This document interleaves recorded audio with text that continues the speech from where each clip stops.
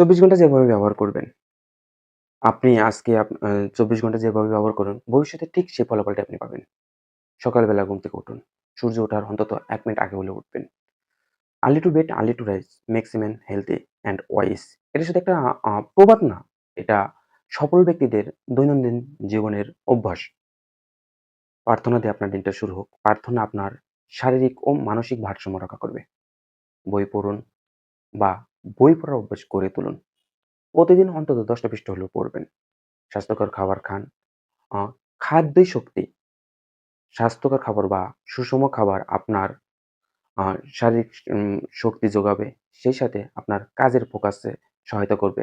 বলা হয়ে থাকে, আপনি তা যা আপনি খান। এরপর আপনি আপনার আ নির্দিষ্ট কাজে মনোযোগ দেন। সেটা হতে পারে আপনার অফিসের কাজ বা ব্যবসায়িক কাজ বা আপনি ছাত্রছাত্রী হলে আপনার পড়াশোনার কাজ। দিনের একটা সময় রাখুন যখন আপনি শারীরিক এক্সারসাইজ করবেন। সেটা সকালে হতে পারে, সন্ধ্যা হতে পারে বা রাতে হতে পারে।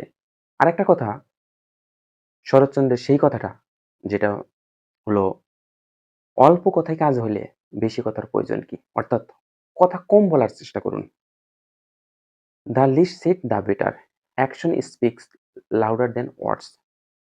সর্বশেষ যেটা করবেন সেটা হচ্ছে ঘুমের জন্য ৭ থেকে ৮ ঘন্টা বরাদ্দ রাখুন। আজকের দিনটা কিন্তু আপনার শেষ। কিন্তু যুদ্ধটা শেষ হয়নি। যুদ্ধটা আবার আগামীকাল থেকে একই চক্রাকারে শুরু হবে।